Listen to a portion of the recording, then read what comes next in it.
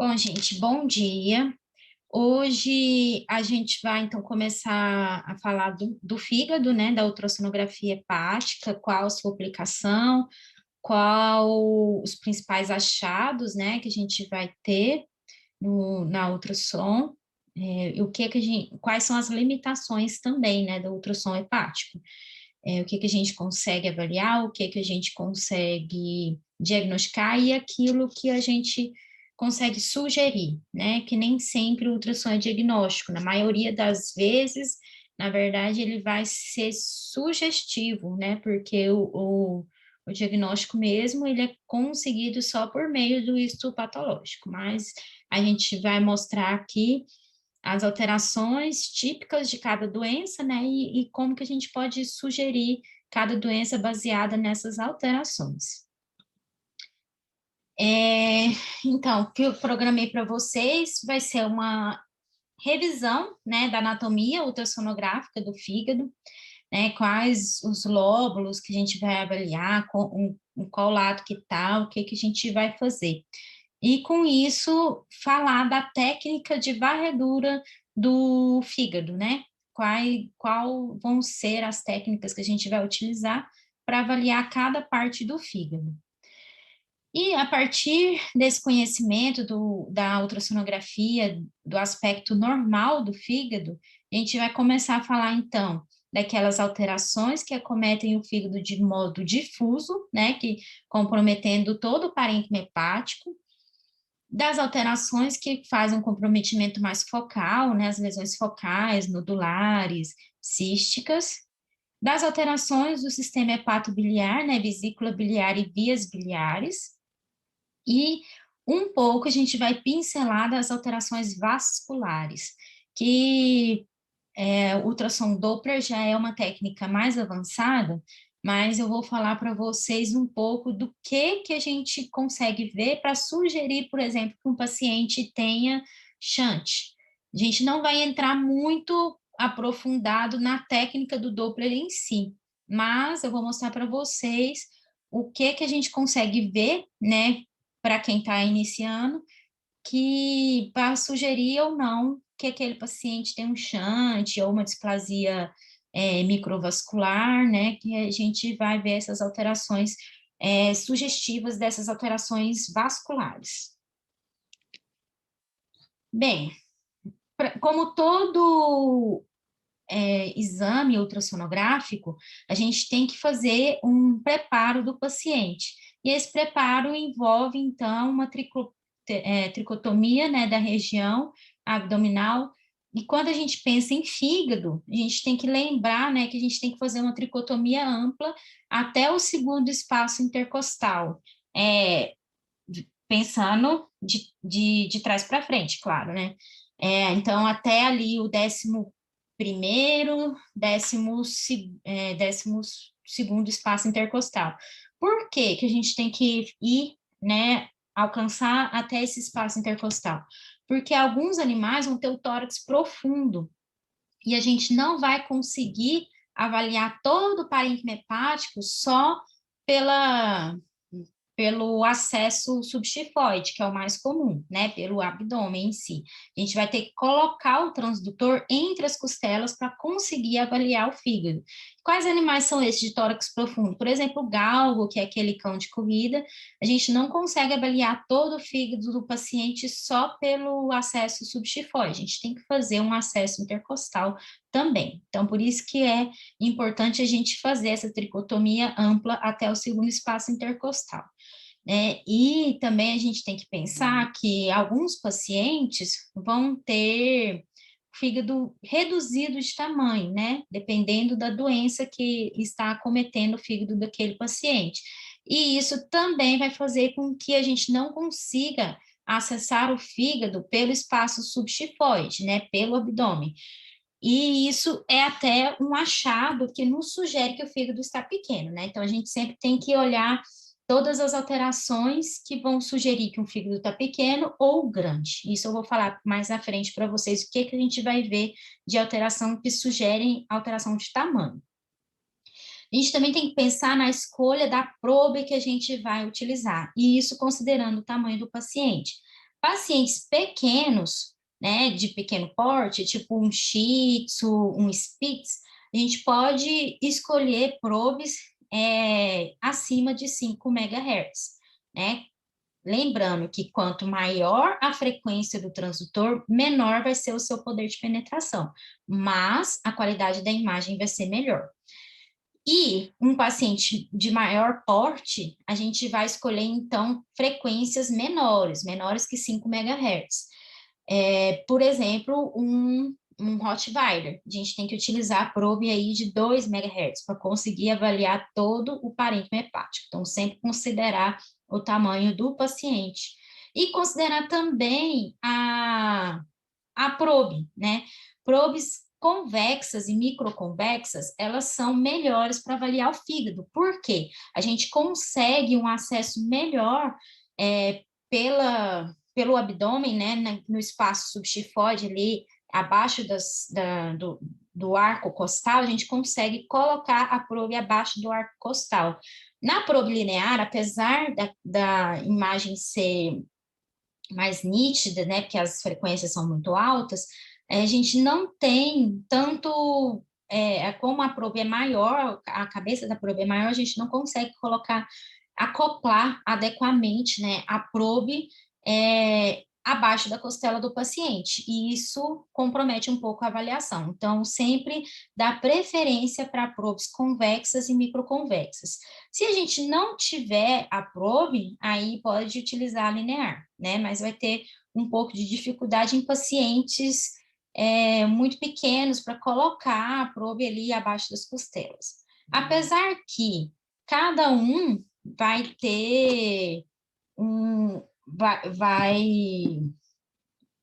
vai ter a sua preferência de probe também. Peraí que a Fran caiu.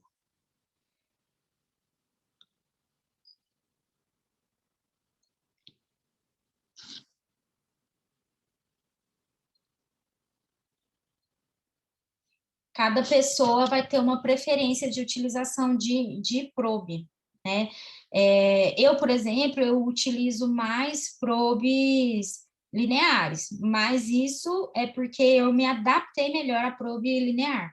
Mas pensando na conformação torácica de cada paciente, o ideal é que a gente utilize sempre a microconvexa, porque a gente vai conseguir uma acoplação melhor ali na região.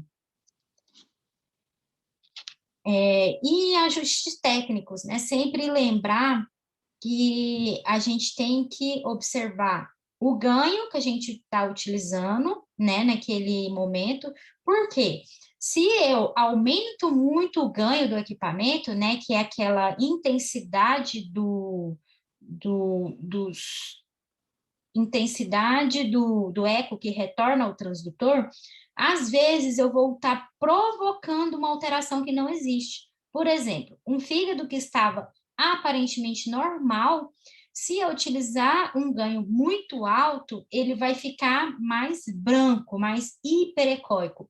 E eu posso mimetizar, então, um infiltrado gorduroso, por exemplo, que deixa o fígado mais hiperecóico. Então, tomar muito cuidado com o ganho que a gente está utilizando. Quando a gente vai ganhando experiência, a gente começa a trabalhar sempre com ganhos muito semelhantes, dependendo do tamanho do paciente. Então, a gente começa a ficar mais habituado com a imagem que a gente está trabalhando. No começo, geralmente, quem está iniciando coloca o ganho muito alto, né? Mas isso, com o tempo, com a prática, a gente vai conseguindo adaptar nossos olhos a um ganho intermediário. Sempre eu trabalho ali em torno de 56, 65 ganho, para então a gente evitar erros de ajuste técnicos. Tudo bem?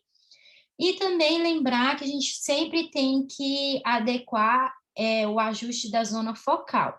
Por exemplo, se eu estou avaliando o fígado e quero avaliar a vesícula biliar, mas a minha zona focal está lá em cima, né, lá na superfície do fígado, eu vou estar deixando de ter informações a respeito da vesícula biliar. Então, sempre ajustar a zona focal para a região que a gente está avaliando.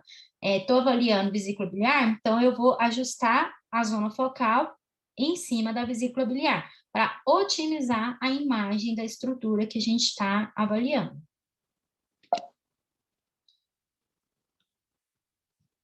Lembrar também, né, que a gente tem técnicas para fazer essa varredura, como eu já falei mais ou menos para vocês lá no começo.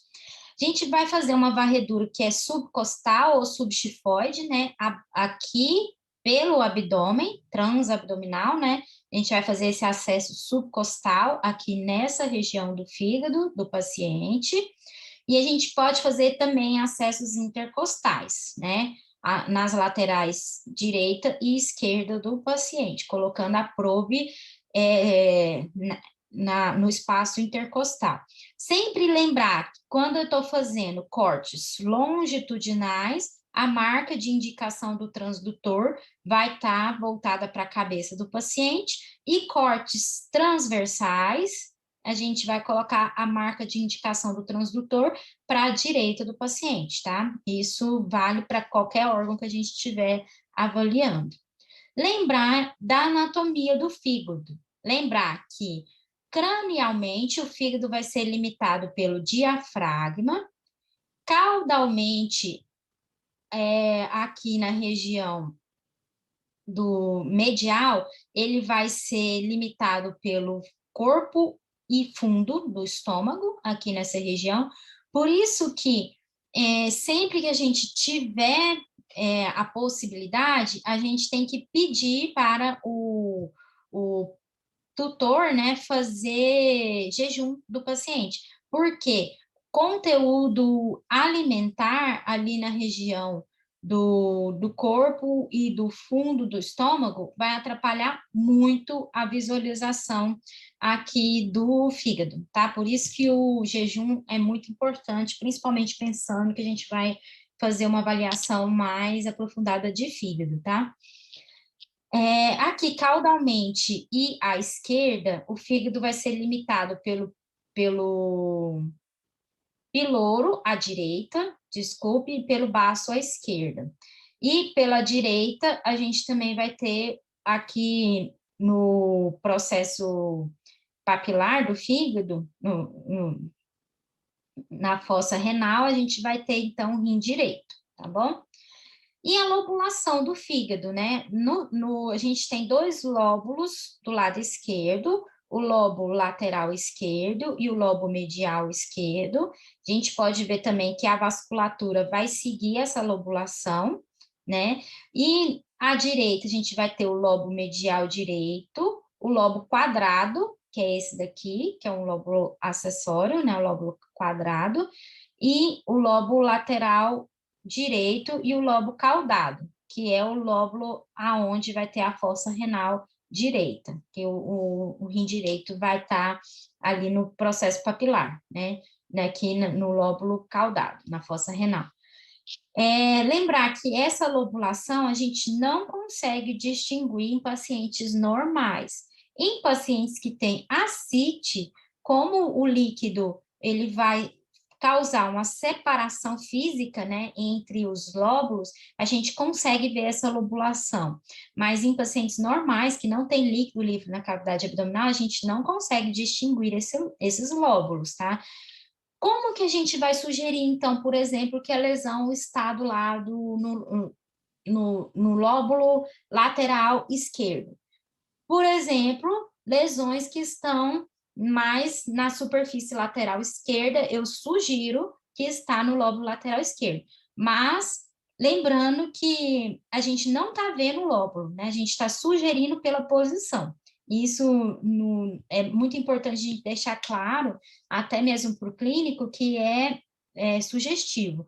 Qual que é a técnica, então, que vai conseguir ver a lobulação do fígado mais adequadamente? Aí vai ser a tomografia, né, que a gente consegue reconstituir, né, em 3 dimensões aquele fígado e dar uma certeza para o cirurgião qual que é o lóbulo, por exemplo, se tem um nódulo e um único lóbulo. A gente vai sugerir a localização pelo ultrassom, mas aí tem que ser complementado, né, pela tomografia para saber exatamente qual que é o lóbulo, tá? A gente sugere pelo ultrassom, mas a tomografia é o ideal para chegar exatamente qual que é o lóbulo.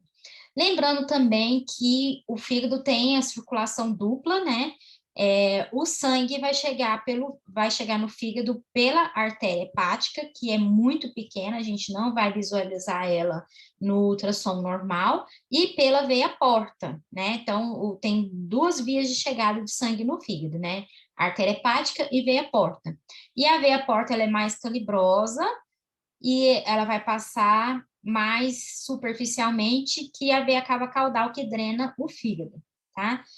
E a bifurcação, né, dessa circulação, ela vai seguir também a lobulação do fígado, né? A veia porta, ela entra no fígado aqui pelo hilo hepático, vai ser dividida em ramo lateral direito e ramo esquerdo, e vai dividir em todas as lobulações. Essa divisão é muito importante também quando a gente vai fazer a avaliação da vasculatura, que tem shunts que vão ser para a direita, pensando no shunt intrahepático, que vai ser para a direita, e shunts que vão ser para a esquerda, né? E sabendo que tem essa divisão aqui na altura do hilo hepático, a gente consegue seguir essa vasculatura.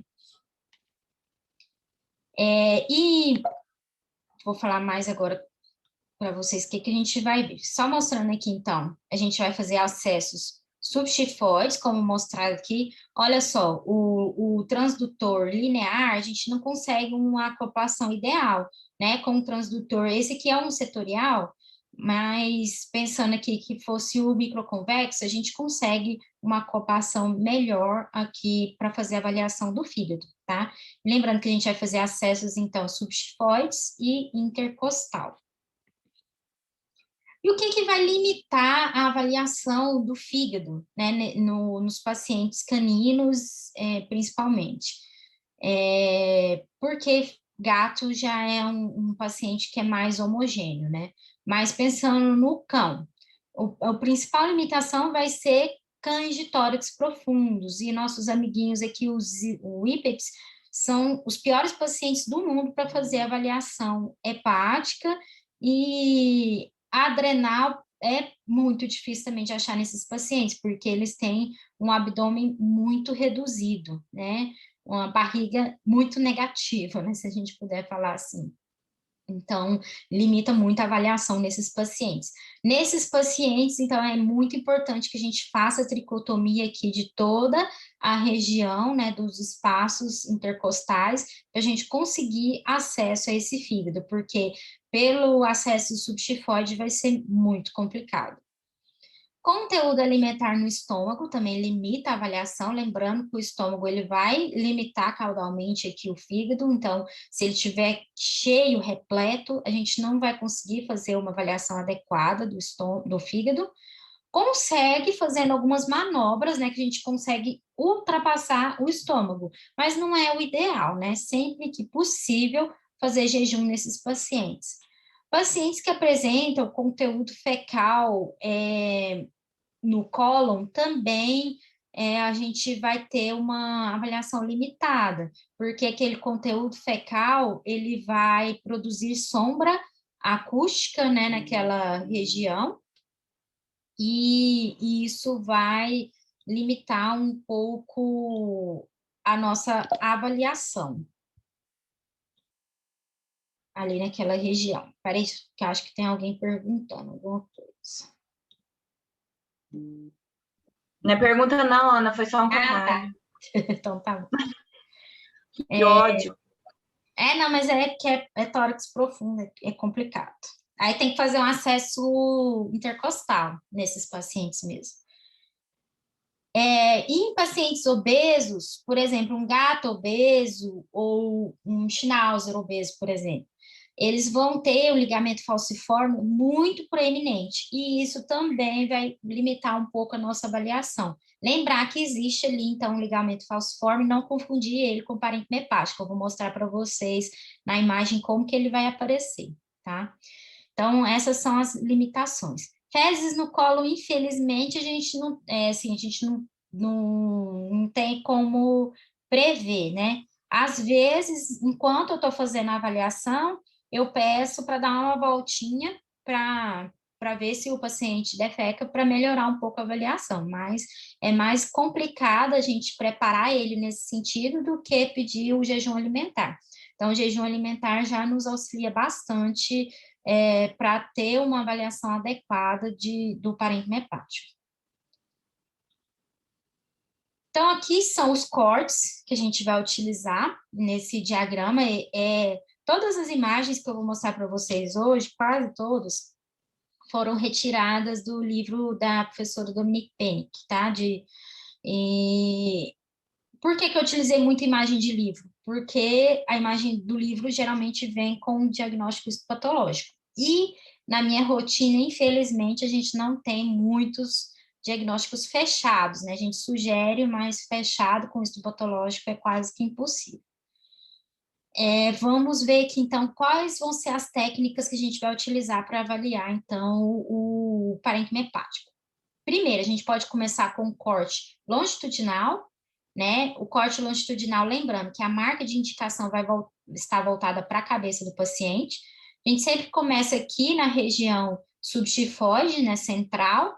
A gente vai ter, então, acesso à vesícula biliar nesse corte. Neste corte longitudinal, ela vai ficar mais compridinha, né? Então, esse vai ser o aspecto da vesícula biliar no corte longitudinal. E lembrando que a gente vai fazer o corte como? A gente vai pôr o paciente em decúbito dorsal, vai pegar o transdutor e vai colocar embaixo do chifoide mesmo, né? Embaixo do chifoide apontado para a cabeça do paciente para ter acesso à vesícula biliar.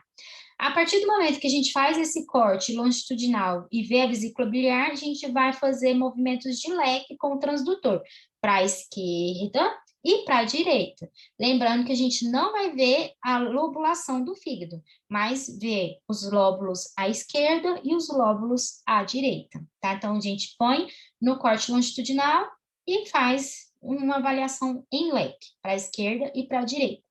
Fez essa avaliação, a gente faz então o corte transversal, que eu vou mostrar a seguir para vocês. Só mostrando algumas, explorar mais a imagem aqui. O que que a gente vai ver? Limitado cranialmente, a gente vai ver uma linhazinha hiperecóica lá no fundo. O que que é essa linhazinha hiperecóica cranial ao fígado? Não é o diafragma em si, tá? Mas é um artefato que forma entre a interface fígado-pulmão. A gente vê essa linha hiperecóica e a gente fala que é o diafragma, mas a gente não está vendo o diafragma, a gente está vendo um artefato que forma entre a limitação do fígado e do pulmão, tá? Porque a gente está vendo o fígado, que é uma estrutura densa, e de repente tem ar no pulmão. E essa interface fígado-pulmão vai formar essa linhazinha hiperecóica que a gente chama de diafragma. A gente não está vendo o diafragma. Infelizmente, a gente não consegue falar, o diafragma está rompido porque viu um buraco nele. Não. A gente não consegue ver o diafragma, consegue ver o artefato que provoca pela interface fígado-pulmão, tá? Então, essa linhazinha hiperecóica aqui, diafragma, e aqui também, ó, diafragma. Quando a gente não consegue ver essa linha, é porque tem alguma atenuação do feixe sonoro. E isso também vai servir como diagnóstico, né? Pacientes que têm infiltração gordurosa, a gente vai perder algumas informações mais profundas por causa da atenuação do feixe que a gordura provoca, né? Que o feixe sonoro ele não consegue ultrapassar toda aquela gordura entremeada e a gente vai perder algumas informações, por exemplo, a visualização dessa linha que é o diafragma. Outra coisa que a gente pode explorar nessa imagem são essas estruturas tubulares que aparecem aqui no parênquima hepático, que são os vasos. Lembrando que a gente não consegue ver as artérias no fígado, porque elas são muito pouco calibrosas, então a gente não consegue ver o sistema arterial, mas a gente consegue ver veias e veias hepáticas e veias portais, né? Os ramos portais. Os ramos portais, eles apresentam mais tecido fibroso em sua parede, né? Então, ele vai aparecer com a parede mais hiperecóica em relação aos ramos hepáticos, tá? Então, aquilo que tem uma parede mais hiperecóica no parênquima são os vasos portais. O que tem uma parede mais delgada são os vasos hepáticos. E o sistema hepatobiliar, né, os ductos biliares intrahepáticos, a gente também não consegue ver em pacientes normais.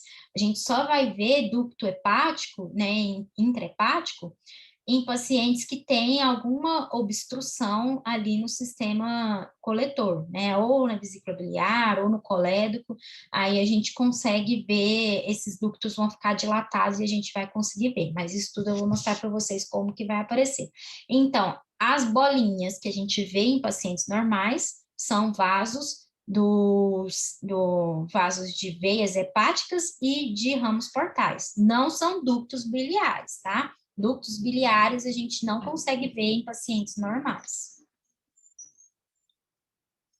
Aqui mostrando agora outro corte que a gente faz. Então, a gente avaliou o paciente em corte longitudinal, com a marca de indicação voltada para a cabeça do paciente. Aí agora a gente vai pegar o transdutor, marquinha de indicação aqui é o meu dedão. A gente vai pegar o transdutor e rodar para a direita, né? Sempre a marca de indicação voltada para a direita do paciente. Voltei a marquinha de indicação para a direita do paciente, então agora eu começo a fazer uma varredura em corte transversal do fígado. No corte transversal, a gente vai fazer só esse movimento, para baixo e para cima. Geralmente a gente não faz para o lado, porque para o lado a gente avaliou em corte longitudinal, mas no corte transversal a gente só faz esse movimento, para baixo e para cima. Esse é o que o livro traz. Não quer dizer que você seja impedido de fazer este movimento para o lado, mas a literatura traz que o corte padronizado é longitudinal para cá e para cá, né, para direita e para esquerda, e o transversal para baixo e para cima. Isso que é o que a literatura traz de cortes padronizados para o fígado. Mas isso não Professora, tem alguém que fez uma pergunta. Deixa eu ver aqui.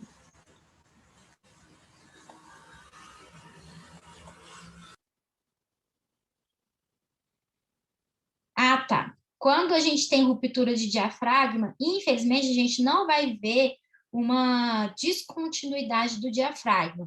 O que a gente pode ver? Pacientes têm ruptura de diafragma, quando a gente coloca o transdutor aqui no tórax do paciente, a gente vai ver fígado dentro do tórax, alça intestinal, coisas que não deveriam estar no tórax. Agora, a ruptura do diafragma a gente não consegue ver, tá? A gente consegue ver que passou coisa para dentro do tórax que não deveria estar lá dentro. Mas, hérnia diafragmática, ruptura de diafragma, a gente sempre tem que fazer uma avaliação em conjunto com o raio-x, tá? Para ter certeza que realmente tem uma hérnia. É claro que eu ver um coração batendo junto com o fígado, é certeza que tem hérnia diafragmática, mas o raio-x, ele vai trazer uma complementação diagnóstica para a gente, tá? Então, ver a ruptura do diafragma a gente não vai ver. A gente vai ver que passou coisa para dentro do tórax. A gente não vê o diafragma, infelizmente. A gente só vê mesmo aquele contorno que é um artefato, né, causado pela interface pulmão-fígado. É isso que a gente consegue ver. Então, agora no corte transversal, né, marca de indicação voltada para a direita do paciente, a gente vai fazer, então, movimentos de leque para baixo e para cima. A vesícula biliar, que antes estava comprida, agora a gente vai ver ela mais arredondada no corte transversal, tá? Então, esse vai ser o aspecto aqui da vesícula biliar no corte transversal. Sempre lembrando que a gente vai apontar o transdutor mais para dentro do tórax, né? Como se fosse para entrar dentro do tórax, quando a gente vai fazer a avaliação do parênquima hepático. E mostrando aqui, ó, nessa imagem, tá dando para ver aquela diferença que eu falei para vocês. Os ramos portais, eles vão ter essa parede bem hiperecóica quando comparado com as veias hepáticas, né? Lembrando que as veias, o que elas vão fazer? Elas vão drenar para dentro da veia cava caudal. O ramo portal, ele vai trazer o sangue que está vindo do sistema porta para dentro do parênquima hepático. Já esses ramos hepáticos, né, das veias hepáticas, eles vão drenar para dentro da veia cava caudal para levar o sangue para a veia cava caudal, átrio direito, ventrículo direito, pulmão para ser oxigenado. Agora, os ramos portais, eles vão ser distribuídos dentro do parênquima hepático, né, para o fígado fazer a metabolização, e depois eles vão voltar via veias hepáticas para a veia cava caudal, né? Lembrando que a gente tem essa circulação dupla ali dentro do fígado. Ana, Siga. tem no D, tem tipo umas bolinhas. No quê? Qual seria a imagem D? D de dado. Essas aqui, Tem né? isso. São vasos em outro corte ou é cisto? São vasos em outro corte. Aí pode ser cisto, pode. Aí a gente pode usar o Doppler para diferenciar, né? Quando a gente coloca o Doppler, se não corou, pode ser um cisto. Pode ser sim, mas aí a gente usa o Doppler para diferenciar. Mas é assim, é um corte, a gente pegou o vaso aqui num corte longitudinal, ele aparece assim, e aqui num corte transversal, ele vai aparecer assim. É tudo vaso, ducto a gente não vê. E ducto também, eu vou mostrar para vocês, quando está dilatado, vai aparecer um bando de cano que não deveria estar aí, né? Um bando de estruturas parecendo vasos mesmo. Aí a gente também vai utilizar o Doppler para diferenciar se aquilo é vaso ou ducto, né? Aí a gente liga o Doppler, não corou, é ducto, tá? Mas fica bem diferente também o aspecto. Aqui mostrando também é um ramo portal, parede bem hiperecóica, então aquilo que tem a parede hiperecóica é ramo portal. Aqueles que a gente não vê essa parede hiperecóica é vaso hepático, né, veia hepática.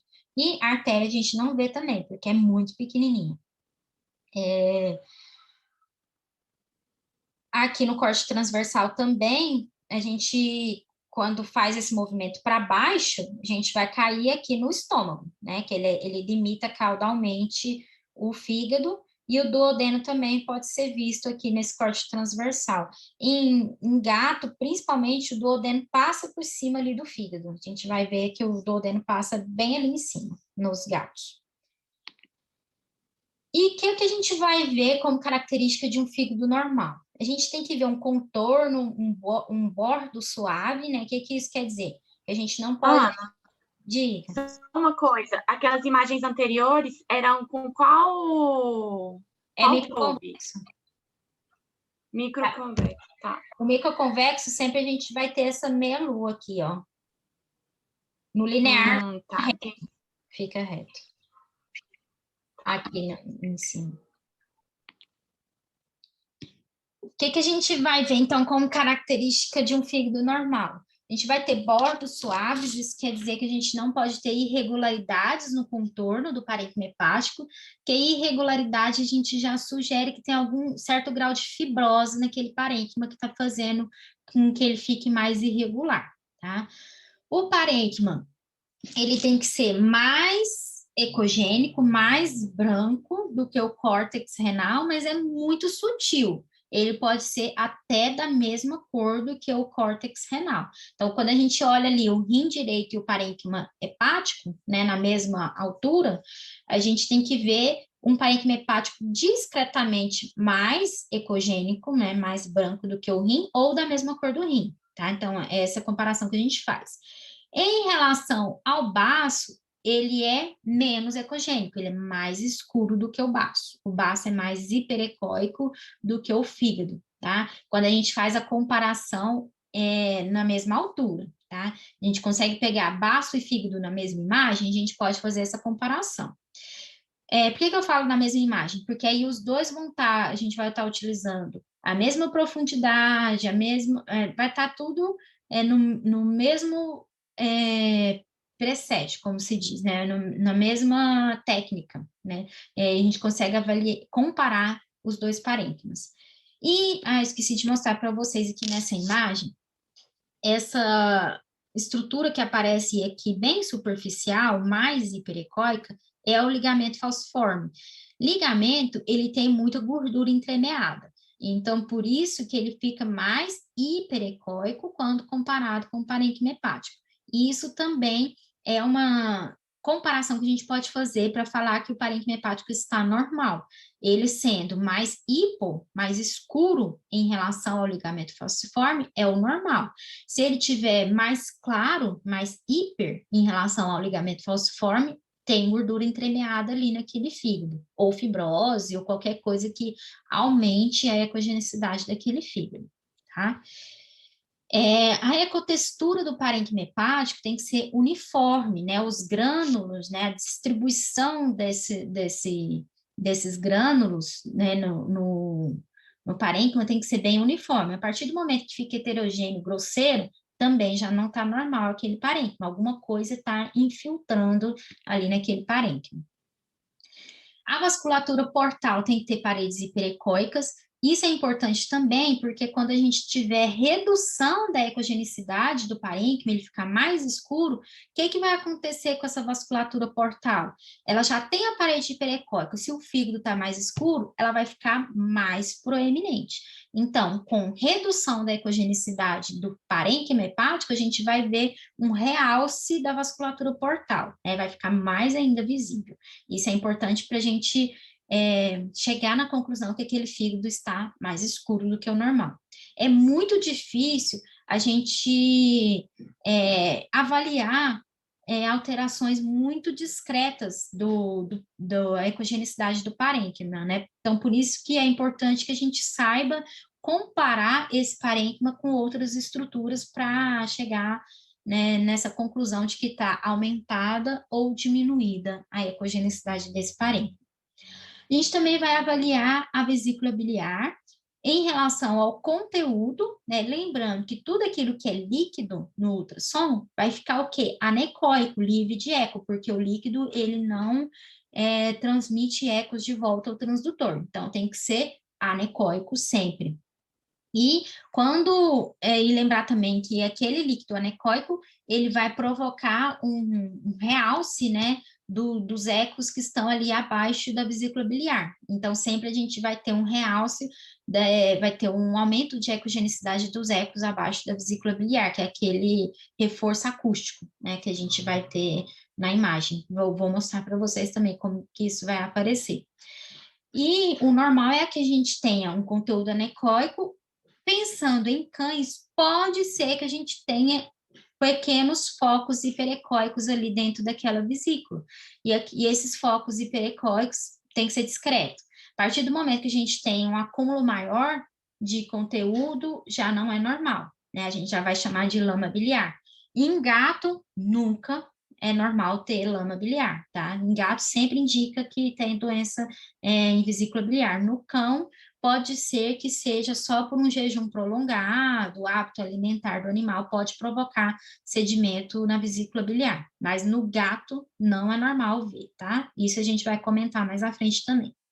A parede da vesícula biliar, ela tem que ser bem fina e hiperecóica, e sempre menor que 0,1 centímetros, tanto no cão, ou 1 milímetro, quanto no gato, tá? Então, a gente não pode ter uma parede maior que 0,1 em cão e gato.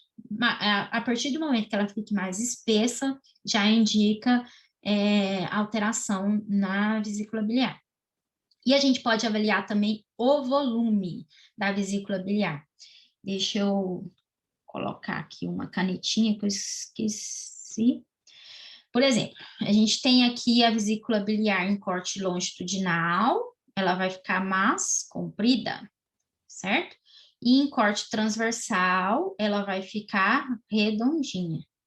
Como que a gente, então, vai fazer a avaliação do volume dessa vesícula biliar? Vamos lembrar lá da 7ª série, sei lá, que a gente fazia cálculo de volume. Cálculo de volume, a gente tem que ter 3 medidas. Então, a gente tem que pegar o comprimento da vesícula, é uma medida, e a largura da vesícula, outra medida. E a terceira medida vai ser no corte transversal, que vai ser a altura. E como que a gente vai, então, calcular esse volume? O cálculo de volume, a gente vai pegar e multiplicar a altura pela largura, desculpe, gente, comprimento pela largura, pela altura, por 0,53. Isso já é padrão para calcular volume, tá? Não quero guardar essa fórmula na minha cabeça. O próprio equipamento, ele faz automático esse cálculo, viu? Para nossa sorte. A gente só tem que fazer as 3 medidas. Colocar a vesícula em corte longitudinal e em corte transversal, marcar as 3 medidas e o equipamento já calcula o volume. Isso quando a gente for ter uma aula presencial, eu vou mostrar para vocês como que faz isso lá no equipamento. Mas se o equipamento de vocês, que vocês estiverem utilizando na hora, não tiver essa opção, aí a gente pode utilizar o cálculo de volume, né? Multiplicar as 3 medidas por 0,53. Aí a gente chega ao cálculo do volume daquela vesícula.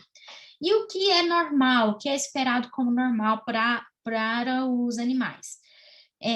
No gato, o gato já é mais padronizado e o normal é que a gente tenha um volume de até 2,4 ml por gato, né? Não é por peso, é por gato. Até 2,4 ml é normal do gato, de volume de vesícula biliar. A partir do momento que a gente tem uma vesícula com 3 ml, ela já está mais cheia do que o normal. E isso pode indicar que o gato tem algum grau de estase, né? Tá com a vesícula mais cheia do que o normal, então, às vezes, o esvaziamento está comprometido, ou o gato está em jejum também, jejum prolongado. Se a gente não tem alimento para fazer com que aquela vesícula esvazie, a gente também vai ter comprometimento, né, do volume, né, nesses casos. E nos cães, é esperado que a gente tenha um volume normal até um jejum de 12 horas de 1 ml por quilo, ou seja, um cão de 10 quilos, é esperado que a gente tenha um volume de 10 ml na vesícula biliar após um jejum de 12 horas, tá? E a gente pode também fazer um cálculo da fração de ejeção. O que é isso? O quanto que a vesícula ejeta após a alimentação do paciente. Como que a gente faz isso? A gente pega um cão que está em jejum por 12 horas, calcula o volume da vesícula biliar. Aí a gente dá comida para ele. Após 1 hora da ingestão da comida, a gente vai pegar aquele mesmo paciente e vai avaliar de novo a vesícula e vai fazer o cálculo do volume. Se eu tinha um volume de 10 ml após 12 horas de jejum, aí após as 12 horas eu tenho um volume, por exemplo, de 9 ml, por exemplo. Aí como que a gente vai fazer esse cálculo? Né, a gente vou calcular aqui na calculadora, porque eu não sei fazer de cabeça não, mas a gente vai pegar o quê? Os 10 ml menos os 9 ml que ficou e dividir por 10 ml.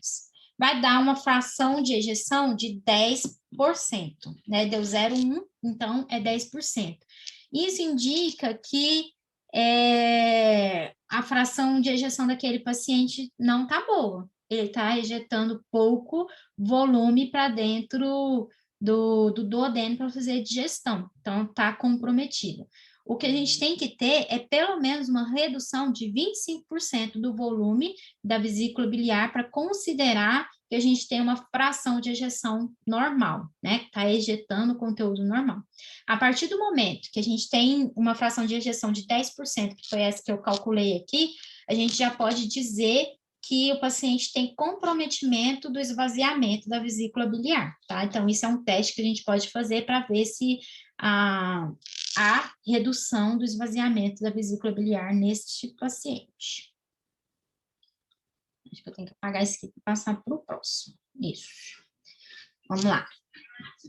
Só mostrando aquelas comparações, né, que eu falei para vocês, eu mostrei para vocês o ligamento falciforme, né, naquela outra imagem, que a gente pode comparar ele para ver se o fígado está hiper ou hipoecóico, e outra comparação que a gente pode fazer também é em relação do parênquima hepático com baço, ele tem que ser mais hipoecóico, mais escuro, e com o rim, ele tem que ser mais hiperecóico, mais claro, ou da mesma cor que o rim. Tá? Então, fígado comparado com baço, mais escuro, fígado comparado com rim, mais claro, né? Essa é a comparação que a gente tem que fazer. Ou da mesma cor também tá normal. aqui é um vídeo que é lá daquele livro da professora Dominique, que mostra a técnica de varredura, tá? Então, mostrando aqui no corte transversal, marca de indicação voltada para a direita do paciente, a gente vai ver uma vesícula biliar redondinha, ligamento falciforme, mais hiperecóico do que o fígado. Então, é isso que a gente vai ver no corte transversal. Aí a gente vai fazer aquele leque para cima e para baixo, e ela mostra para o lado e para o outro também, tá? Então, a gente faz essa avaliação. Mas no corte transversal, o mais importante é para cima e para baixo, que é esse leque. Mostrando aqui também. Peraí, gente, deixa eu só voltar um pouquinho aqui, que eu tenho que pegar o apontador.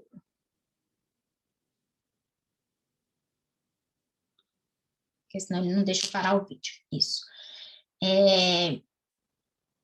Vou voltar aqui um pouquinho. Isso. Então, para cima e para baixo.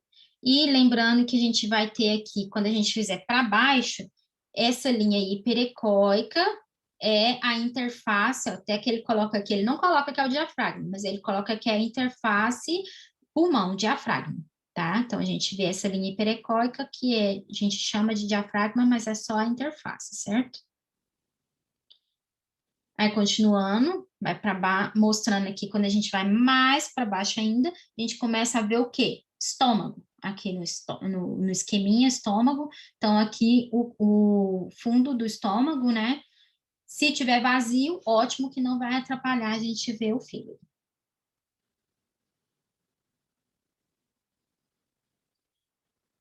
Aí ele vai para o outro lado, agora no corte longitudinal, a gente vai ver a vesícula agora comprida, certo?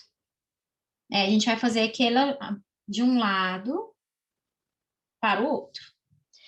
E mostrando aqui, né, que a vesícula biliar vai aparecer uma gota, né, nesse corte que ela vai ficar mais compridinha.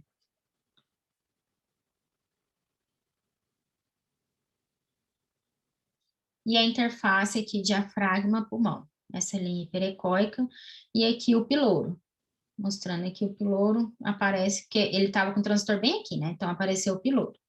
Agora aparecendo o fundo gástrico aqui, e o fígado, o estômago. Tá bem vazio, bonito esse estômago. Aí mostrando todo o lateral esquerdo aqui do fígado.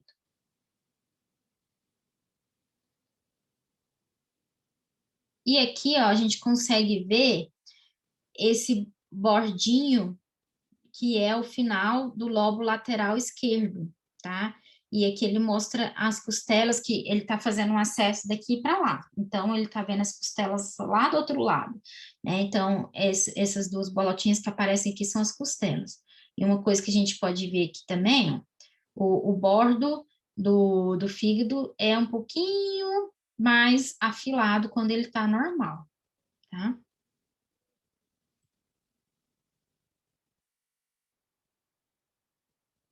Aí o fígado desapareceu porque ele foi lá pro final do fígado mesmo. É aqui o bordo do fígado. Vesícula biliar. Aí mostrando que a gente pode fazer uma avaliação também. Aqui é a vesícula biliar e aqui é o ducto biliar comum. Nos cães, normalmente a gente não vai ver, tá? Mas no gato, ele é identificado na maioria dos casos, tá? Então, o ducto biliar comum, ou agora ele chama ducto cístico. Aí, mostrando aqui o duodeno, a papila duodenal, ó, duodeno, ducto biliar comum, e aqui é a região da papila duodenal, que a professora Raquel mostrou para vocês lá na aula de intestino. Por que é importante a gente saber reconhecer essa região? Porque às vezes o paciente vai ter uma dilatação das vias biliares intrahepáticas, e quando a gente sabe seguir o ducto biliar comum, a gente consegue ver algum grau de obstrução aqui nessa região que justifique, então, a dilatação das vias biliares intrahepáticas, tá? Então, a gente tem que saber seguir todo... Não quer dizer que a gente vai ver em todos os pacientes, porque é muito difícil a gente ver papila duodenal em paciente normal, mas a gente tem que saber que o ducto biliar comum vai desembocar ali naquela região da papila, para, em casos em que a gente consiga seguir, a gente consiga ver, então, alguma obstrução ali naquela região. Falando que ele fez esse acesso intercostal, tá? Neste caso aqui, para conseguir ver a papila duodenal. Realmente, aqui, ó, não é um acesso muito fácil, tá? Papila duodenal, ducto biliar comum, entrando aqui no duodeno.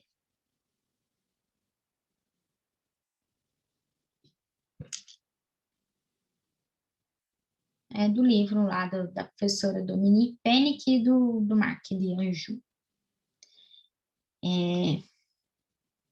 Outro corte que é importante que a gente saiba fazer é um corte transversal, intercostal, lateral direito. O que isso quer dizer? O paciente está de barriga para cima, eu vou pegar o transdutor e colocar ele no acesso intercostal lateral direito, para ver a vasculatura entrando no parênquima hepático. É importante que a gente saiba fazer esse corte para olhar alterações de dimensões desses vasos principais que entram no parênquima hepático, que é a veia porta e a veia cava, tá? A aorta, ela passa por baixo ali do fígado, né? E a gente pode, então, comparar as dimensões da veia porta, veia cava e aorta nesse corte, para ver se alguma está dilatada em relação à outra e sugerir algumas alterações hepáticas, por exemplo, o shunt, tá? Então, é importante que a gente saiba fazer esse corte para avaliar a dimensão desses vasos. Como que a gente vai fazer, então? Paciente barriga para cima, a gente vai pegar o transdutor e colocar apontado, a marca de indicação apontado para as costas do paciente, né? Que é lateral direito sempre. Então, vai estar apontado para as costas do paciente, vai colocar bem na lateral direita. Tem um macete que eu vou ensinar para vocês na aula prática, que a gente pega o indicador, coloca lá no tifoide do paciente e faz um L. E move aqui para a lateral do paciente. Aonde o L faz a curva, aqui, é aonde a gente vai colocar o transdutor em corte transversal, intercostal, a gente coloca o transdutor nesse L aqui, para então fazer a avaliação em corte transversal. Mas isso eu mostro para vocês na aula prática, como que a gente vai fazer. E como que essa imagem vai aparecer para nós? A gente está olhando o fígado de lado, né? Então, a gente vai ver qual que é o primeiro vaso que entra, é a porta. Então, a primeira bolinha que vai aparecer é a porta. O segundo vaso que entra em altura é um corte transversal, né, anatômico. O segundo vaso que entra aqui é a veia cava caudal. E o terceiro vaso que passa por baixo do fígado, aqui no corte anatômico, é a aorta. Então, a gente vai ver nessa posição, porta, cava e aorta. Tem um esqueminha lá que a gente usa muito no terceiro ano, por exemplo, que é a gente fazer algumas frases para a gente decorar essa disposição. E a frase que a gente usa para decorar isso é: o que a gente faz primeiro? Abre a porta, depois a gente cava e planta a horta, né? Então, essa frasezinha a gente usa para decorar qual que é a disposição dos vasos. Então, a gente abre a porta, veia porta, cava, veia cava caudal e planta a horta, artéria aorta, né? Então, é isso que a gente vai utilizar para decorar a disposição dos vasos. Aqui mostrando um corte, é o mesmo corte desse esquema, aqui, só que agora a gente pegou o cachorro e fez assim, é um corte tomográfico, né? A gente pegou o cachorro e colocou assim de lado. Aqui tá as vértebras do cachorro, aqui é uma tomo, a gente vai ver a mesma coisa, porta, cava, aorta na tomo. Só que pegou a imagem da tomo, que a gente vê geralmente assim, né, com a vértebra aqui para baixo, eles pegaram e colocaram de lado, para a gente entender como que a gente vai ver, porque a gente realmente vê de lado, né? Porque a gente está colocando o transdutor do lado do cachorro, então a gente vai ver, ao invés de ver o dorso para cá, a gente vai ver o dorso para cá, né? Que a gente está vendo de lado o cachorro. Então, é a mesma coisa. Porta, cava, aorta, é a disposição que a gente vai ver. Porta, o ramo direito da veia porta, a gente vai ver aqui, ó, e o ramo direito aqui da veia porta. Tá mostrando nesse esquema. Só para mostrar mesmo, eles pegaram o corte tomográfico e colocaram de lado para a gente entender por que que a gente vê dessa forma, porque a gente está olhando realmente de lado para o paciente, né? E mostrando aqui como que a gente vai fazer para ver o ducto biliar comum, a gente vai colocar o transdutor aqui no meio da barriga. Uma coisa que a gente pode utilizar para achar o ducto biliar comum é achar a veia porta também. A gente coloca o transdutor apontado lá para o dorso do paciente. A gente vai ver primeiro ducto biliar comum, que é esse aqui, isso é gato. Gato aparece assim, dessa forma, bem bonito. Veia porta, então, ducto biliar comum vai estar dorsal a veia porta. E veia cava caudal, aqui nessa região, tá? Então, e aqui mostrando o ducto biliar comum, chegando aqui no duodeno. No gato, a gente pode ter um ducto biliar comum desembocando na papila duodenal separado do ducto pancreático, no gato. No cão, o comum é que o ducto biliar comum se junte com o ducto pancreático para chegar na papila duodenal, né? Então, tem essa diferença entre as espécies. No gato, a gente pode ver os dois chegando separados, e no cão, eles chegam juntos. Eles se juntam e chegam junto ali na papila duodenal, tá? No gato também uma alteração, uma variação anatômica comum é a gente ver a vesícula biliar bilobada no gato, tá? Então a gente vê essa septação da vesícula é normal no gato. O que não é normal aqui nessa imagem, a gente vê conteúdo dentro da vesícula. Isso já indica doença no gato. Mas mostrando aqui na peça, né, ou também a vesícula bilobada, é normal no gato. E aqui o ducto biliar comum ou ducto cístico. Vamos entrar agora, então, na avaliação das alterações hepáticas, tá? A gente vai dividir as alterações hepáticas, como eu falei para vocês lá no começo da aula, em alterações hepáticas difusas e alterações hepáticas focais, tá? Isso do parênquima hepático. E depois a gente vai falar das alterações do sistema hepatobiliar e da vasculatura hepática, tá?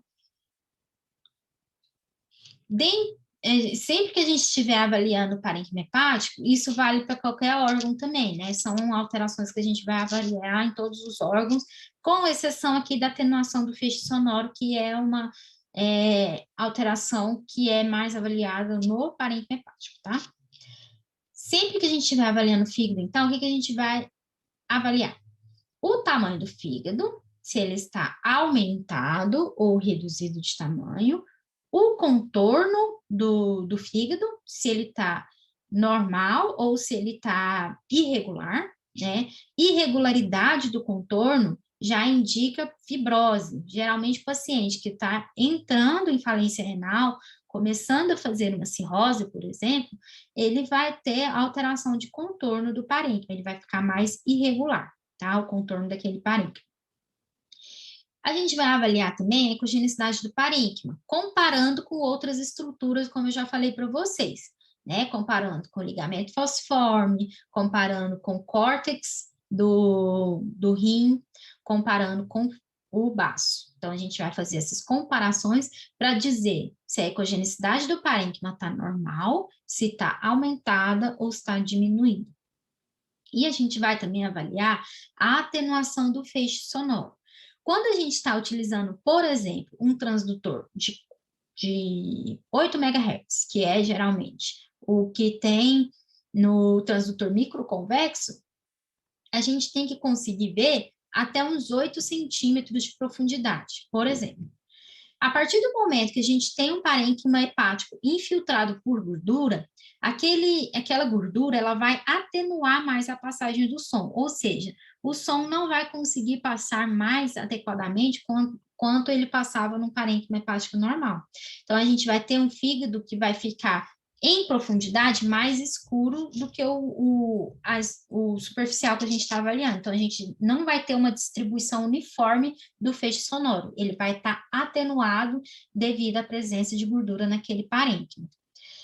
E a gente tem que também considerar a distribuição das alterações. Se aquele fígado está todo difusamente com alteração na alteração da sua ecogenicidade, sua ecotextura, ou se a gente tem alterações focais, nodulares, naquele parênquima, né? Então, a gente vai dizer da distribuição daquelas lesões pelo parênquima hepático, se é uma lesão difusa por todo o parênquima, ou se são lesões focais.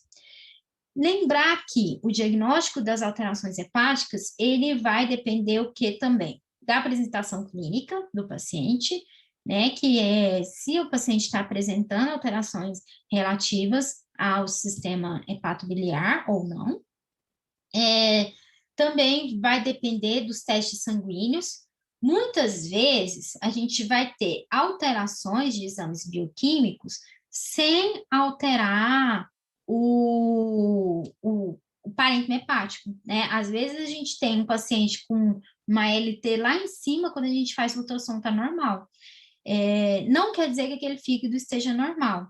Muitas alterações, principalmente agudas, elas vão acontecer sem alterar o aspecto ultrassonográfico do fígado, né? Então, um fígado normal não implica que aquele fígado realmente esteja normal, tá? Então, a gente tem que associar as duas informações. A gente também tem que fazer uma associação entre o aspecto ultrassonográfico e os achados histológicos e citopatológicos. Por quê? Às vezes, a gente tem um fígado todo heterogêneo, todo grosseiro, como eu vou mostrar para vocês, e é apenas uma hiperplasia nodular benigna, né? Então, a gente não pode condenar um paciente apenas baseado no aspecto ultrassonográfico da imagem, porque muitas vezes o aspecto é horrível, mas é uma alteração benigna, né? A gente não pode afirmar que aquilo é uma neoplasia maligna só pelo aspecto da imagem, né? O diagnóstico definitivo tem que ser citológico e histopatológico, tá? Nunca é ultrassonográfico. Como que a gente vai falar que um fígado está aumentado ou diminuído, né? A gente vai falar que um fígado está aumentado, está em hepatomegalia, quando a distância entre o estômago e diafragma aumenta. Lembrando que quando a gente faz um corte transversal e abaixo o transitor, a gente vai ver o estômago e o diafragma lá na frente. A partir do momento que essa distância fica maior entre o estômago e o diafragma, quer dizer que o fígado está maior, né? Que ele está aumentando a distância entre o estômago e o diafragma. Então, essa é uma alteração que a gente utiliza para dizer que aquele fígado está grande. A gente também pode dizer que um fígado está grande quando a extensão das margens do fígado, ela fica maior, ali quando a gente vê fígado e estômago, principalmente no lado esquerdo, a gente vê o estômago está aqui. E o fígado, ele abraça aqui um pouco o estômago do lado esquerdo. A partir do momento que as suas margens começam a crescer além aqui do limite do estômago, quer dizer que aquele fígado está maior também. Ou quando a gente está do lado direito do paciente, a gente tem aqui o rim direito na fossa renal direita, certo?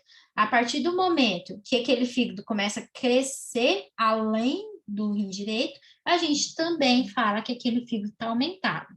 E quando a gente está avaliando ali, naquela região também, do lado esquerdo, a margem do bordo esquerdo sobre o estômago, a partir do momento que ela começa a passar o estômago, outra coisa que a gente vai ver também é que a margem vai ficar mais arredondada, ele fica gordinho, né? Então, a partir do momento que a margem fica arredondada, passou o estômago, e uma coisa também que a gente utiliza é que as margens vão se estender além do gradil costal. Esqueci de colocar isso escrito aqui, mas vocês podem anotar aí. Então, a partir do momento que o fígado ultrapassa os limites do gradil costal, né, a gente também diz que aquele paciente tem hepatomegalia.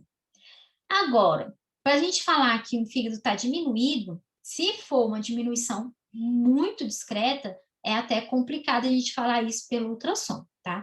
Mas tem algumas alterações que a gente utiliza para dizer isso. Um fígado que a gente tem dificuldade de avaliar, mesmo quando o paciente está em jejum, com o estômago vazio, a gente não consegue ver parênquima hepático direito ali pelo acesso tifoide, tem uma dificuldade de visualização, a gente já pensa que aquele fígado está pequeno. Vai diminuir, né, a distância entre o diafragma e o estômago vai ficar mais perto do diafragma nesses pacientes, e a extensão do fígado sobre o estômago também diminui. A gente não vai ver aquele fígado cobrindo aqui o estômago, ele vai ficar retraído, né? Então, e também ele vai ficar retraído em relação ao rim direito. O rim direito vai ficar mais cranial ainda, né? Então, a gente vai ver um fígado reduzido de tamanho. E outra coisa que a gente pode dizer também que aquele fígado está diminuído é que ele está totalmente dentro do gradil costal. A gente não vê nada além do gradil costal, né? Então, todas essas informações a gente utiliza para falar que o fígado está pequeno, reduzido de tamanho. Então, vai ser um fígado muito difícil de avaliar quando ele está pequeno. Aqui só para mostrar o que eu falei para vocês. A gente tem o normal, a gente tem o estômago e um pouquinho do bordo do lado lateral direito, esquerdo aqui, passando aqui o estômago. A partir do momento que esse bordo lateral fica mais gordinho, margens arredondadas, e passa muito o limite do estômago, a gente já vai falar em hepatomegalia. Então, aqui é o fígado do tamanho normal, e aqui é um fígado com tamanho aumentado, né, com hepatomegalia, no caso. Não tem esquema do fígado reduzido, tá? Mas são avaliações subjetivas. Fígado difícil de ver, que a gente consegue ver só em acesso intercostal.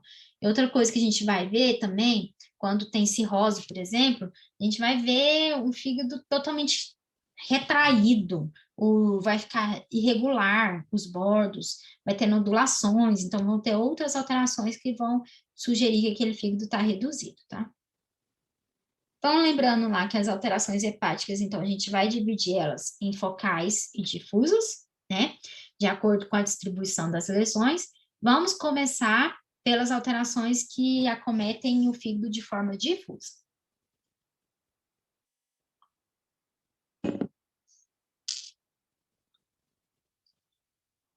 Essa tabelinha aqui, ela foi adaptada do livro da professora Dominique Pennick. Ela distribui as alterações de acordo com alterações que causam alterações difusas no parênquima hepático, causando aumento da ecogenicidade, diminuição da ecogenicidade ou uma ecogenicidade mista, né? Com partes hiperecóicas, partes hipoecóicas, né? Misturadas ali na imagem.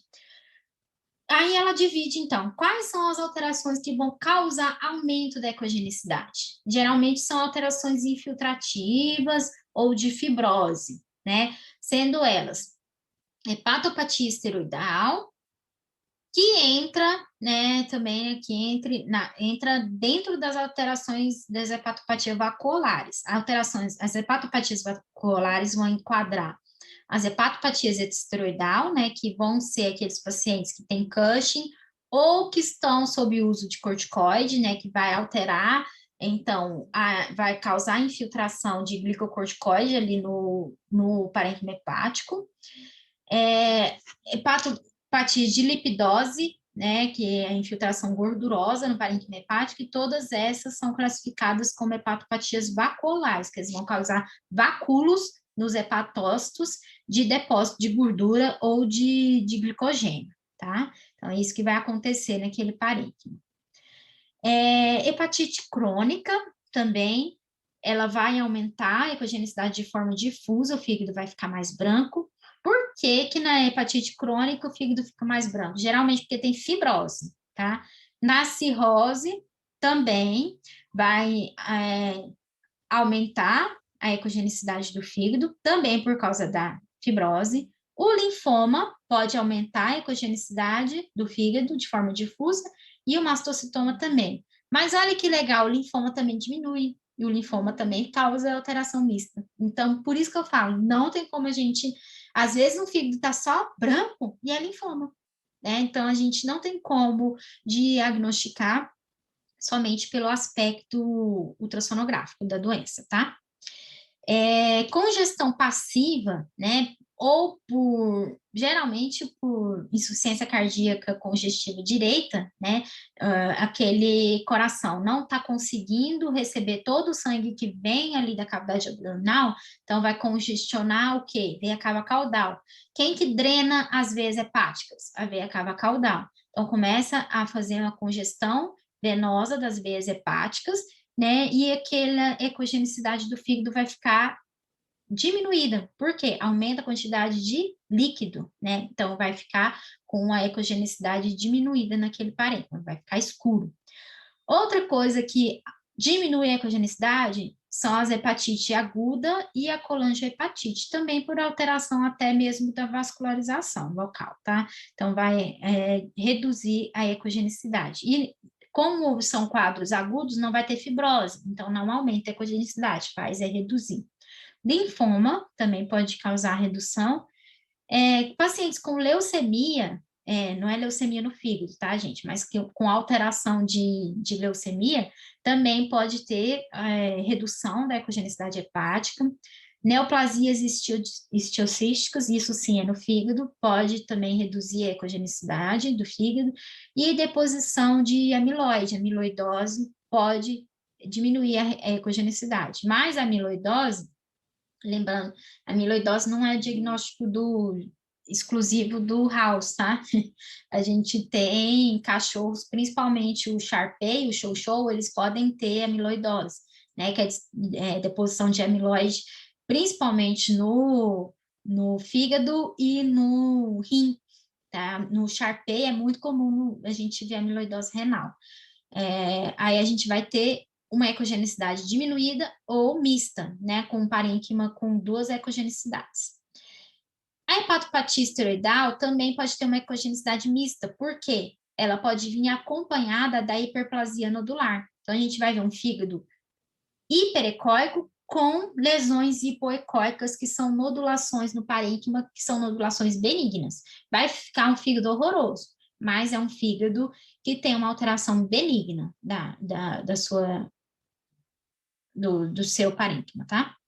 A hepatite também pode causar ecogenicidade mista, linfoma pode aparecer de qualquer jeito, né? Carcinoma hepatocelular também pode aparecer como uma alteração mista da ecogenicidade, né? Com áreas hipo e hiperecóicas. Metástases hepáticas também de outras que não é primária, né?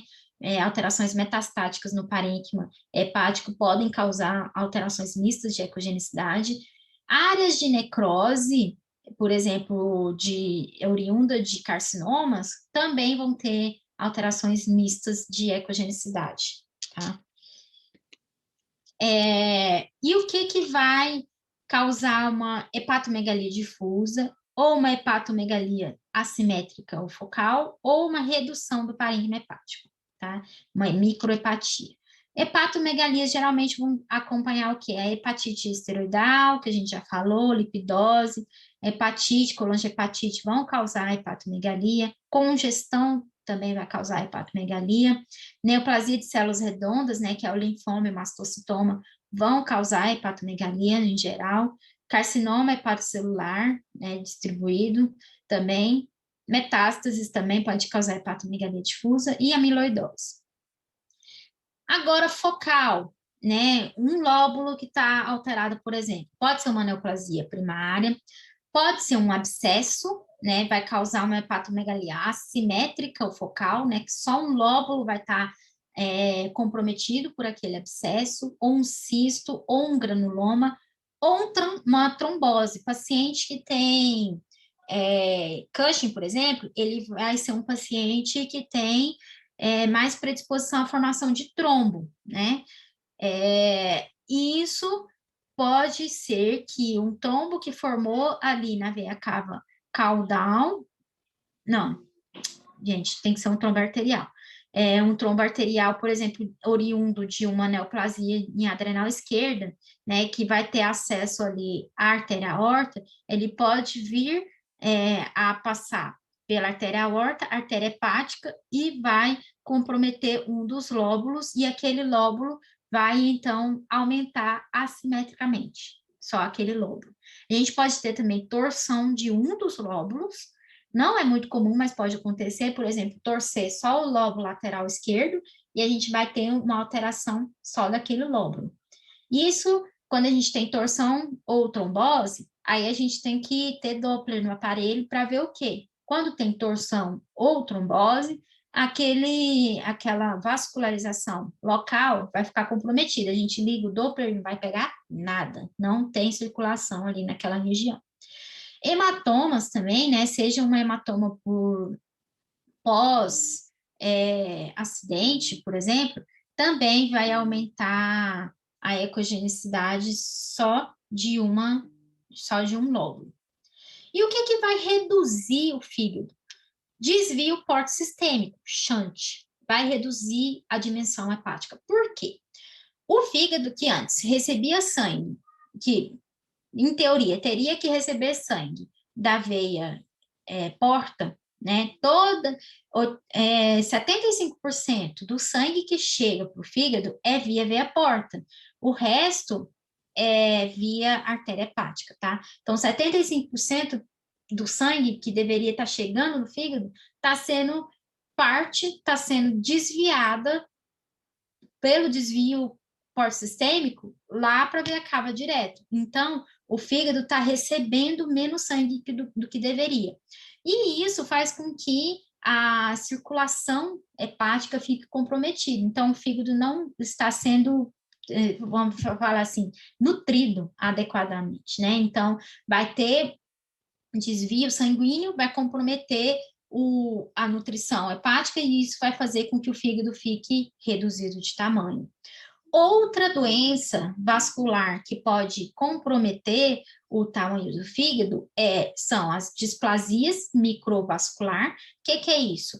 Às vezes a veia porta é normal, mas a partir do momento que ela se divide nos seus ramos portais, aqueles ramos portais vão estar com o seu diâmetro reduzido. E isso a gente consegue ver? Consegue, porque o normal é que a gente veja a vasculatura portal.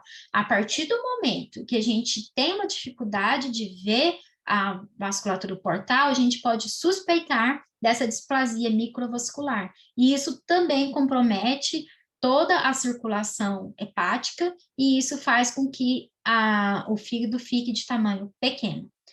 Ou a hipoplasia da veia porta. Às vezes a veia porta não tem desvio nenhum, mas ela tem um calibre reduzido. E isso vai fazer também com que chegue menos sangue ao parênquima hepático e ele fique de tamanho reduzido. Geralmente, o paciente que tem hipoplasia primária de veia porta, ele também tem displasia microvascular, sortudo, né?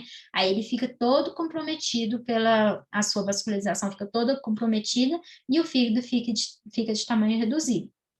Outras causas de redução de tamanho hepático é a cirrose, que geralmente vem acompanhada da fibrose, né? E isso vai fazer com que o fígado fique pequeno. Ou o paciente com uma hipovolemia grave, por exemplo, sofreu um acidente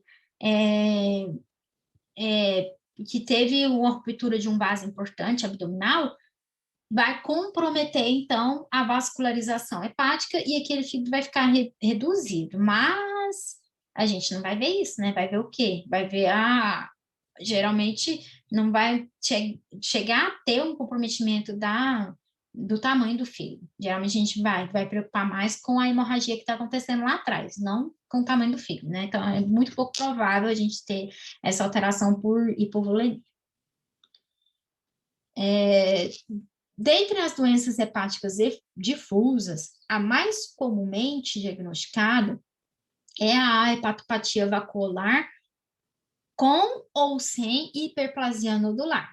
Essa é a alteração hepática mais comum, principalmente em pacientes portadores de doenças endócrinas, né? Que eles vão ter, então, infiltração vascular dos hepatócitos por gordura ou glicogênio, tá?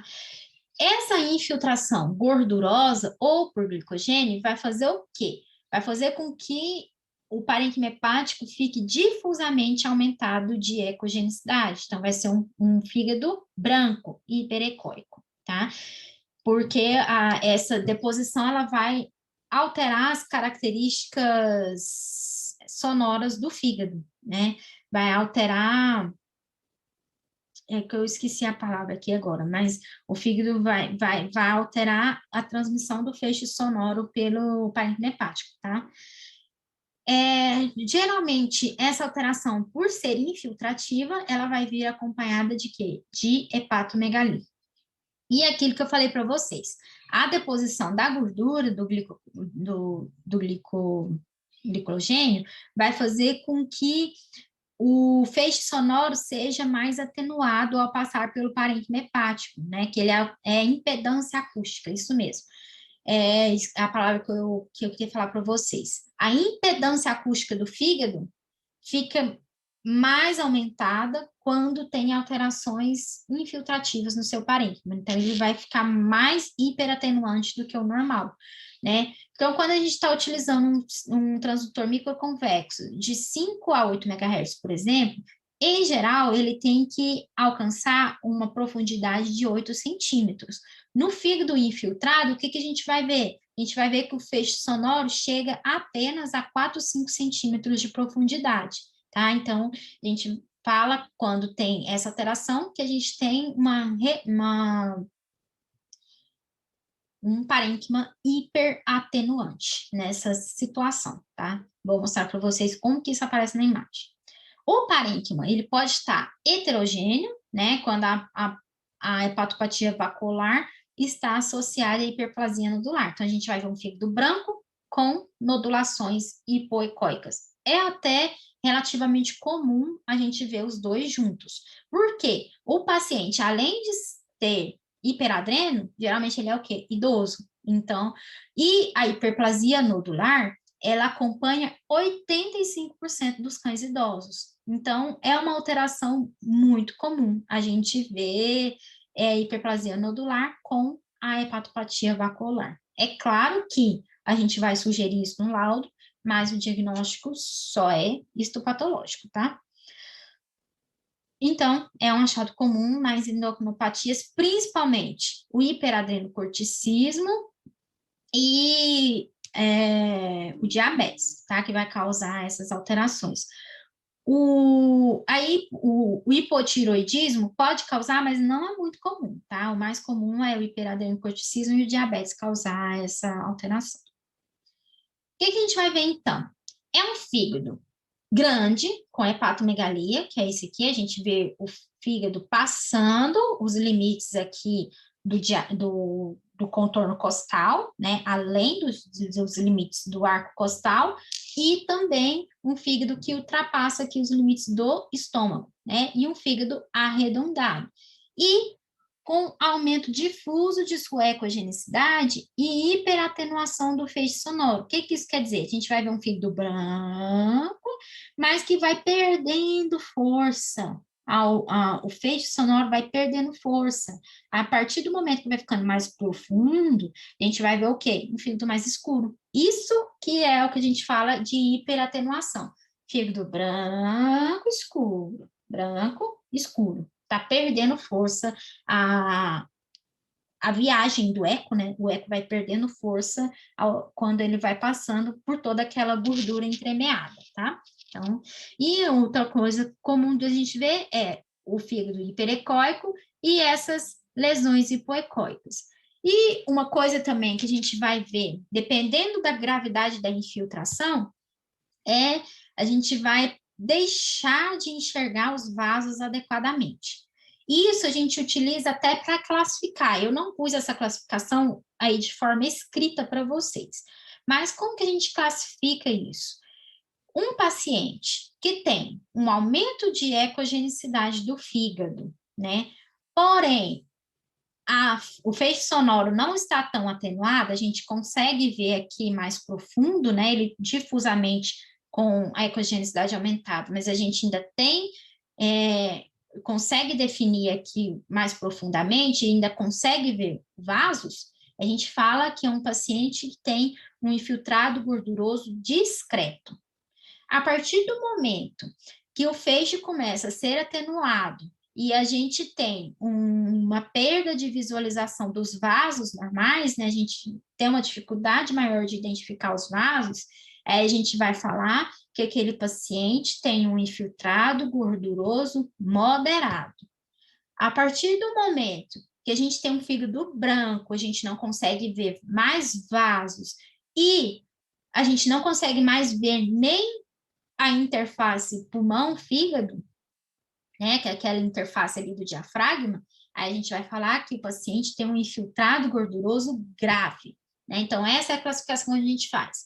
Aumentou a ecogenicidade de forma difusa, mas o feixe não está tão atenuado, discreto. A partir do momento que atenuou, mas eu ainda vejo diafragma, mas os vasos já estão um pouco mais atenuados, a gente vai falar moderado. A partir do momento que eu não vejo mais diafragma, não vejo mais vaso, não vejo nada, aí é um infiltrado gorduroso grave, tá? Então, essa é a classificação que a gente utiliza. Então, vamos ver aqui como é que isso aparece no vídeo. Hepatopatia vacular, né? Então, olha só, uma informação importante. Aqui a gente está vendo o quê? Ligamento falciforme. E aqui é fígado. O fígado está mais branco do que o ligamento falciforme. Então, aí a gente já fecha. Aumento de ecogenicidade do parênquima, tá? Além disso, aqui ele está mostrando o ligamento falciforme. Ainda vejo interface diafragma, né? Então a gente pode falar em moderado. E tem nodulações hipoecóicas, né? Ele tem as duas coisas, né? Ele está heterogêneo, com múltiplas áreas hipoecóicas mal definidas, que é comum do quê? Da hepatopatia induzida por esteroides, por exemplo, um paciente com Cushing ou um paciente que está com tratamento esteroidal, tá? Não esquece, gente, daquele paciente que está tomando corticoide há 2, 3 meses, ele vai ter essas mesmas alterações do paciente com hiperadreno no fígado, tá? Então, às vezes a gente pega um paciente que está em tratamento de corticoide e tem essas alterações hepáticas, não esquecer que isso vai ser oriundo do tratamento com corticoide, tá? Mas a gente ainda consegue ver vasos, né? Então, esse aqui é um paciente que está de moderada para discreta, a infiltração. Ele já tem alteração em vesícula biliar, né? A vesícula biliar está repleta de conteúdo ecogênico e tem umas alterações aqui na parede, né? Uma hiperplasia mucinoide da parede da vesícula biliar. A gente vai falar disso quando a gente estiver lá na vesícula, tá?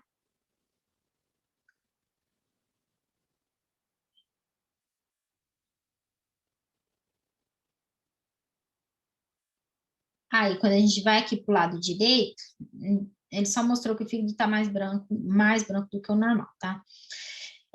Aqui a gente tem o estômago e o lobo medial esquerdo, né, passando além, né, do estômago e com suas margens bem arredondadas, caracterizando, então, a hepatomegalia. E cheia de nodulações hipoecóicas.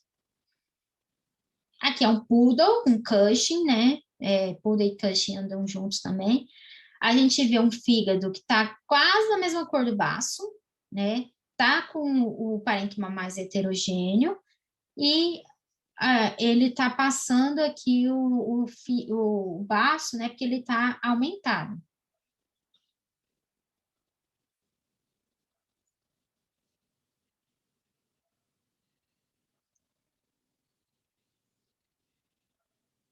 Agora ele está fazendo um corte longitudinal, vesícula biliar. Ah, gente, uma coisa que eu não mostrei para vocês é que sempre a gente vai ter, falei só, né, mas não mostrei. Caudal, vesícula biliar, a gente vai ter aumento da ecogenicidade aqui, que é aquele artefato de reforço acústico posterior, tá? Lá na primeira aula que vocês tiveram com a Nayara, ela falou desses artefatos.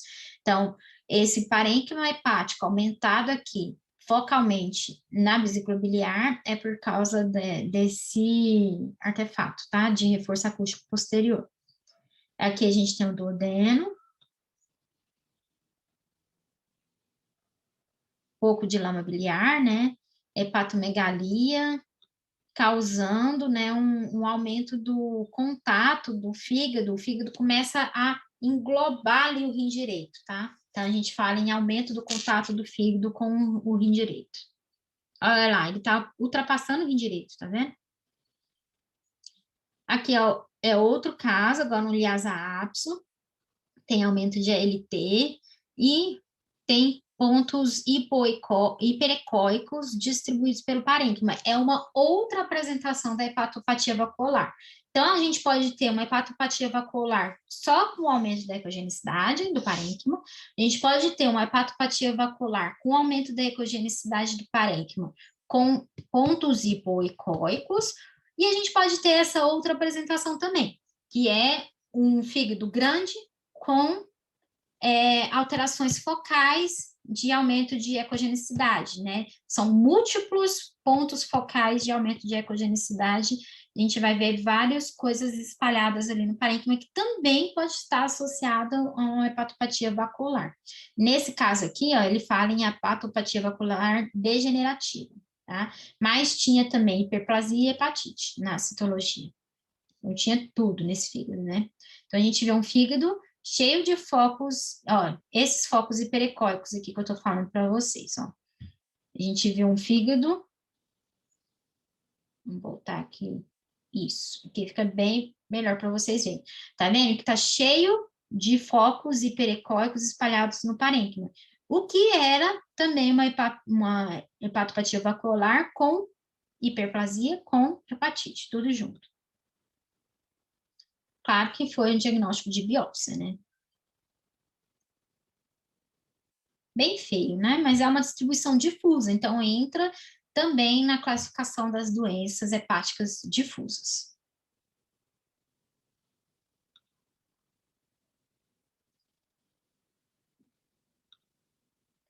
E aqui, o que a gente vê no aspecto macroscópico da doença, né? A gente vai ver um fígado, aquele fígado de manteiga, né? Que é totalmente com aspecto mesmo de manteiga, de infiltrado gorduroso, tá?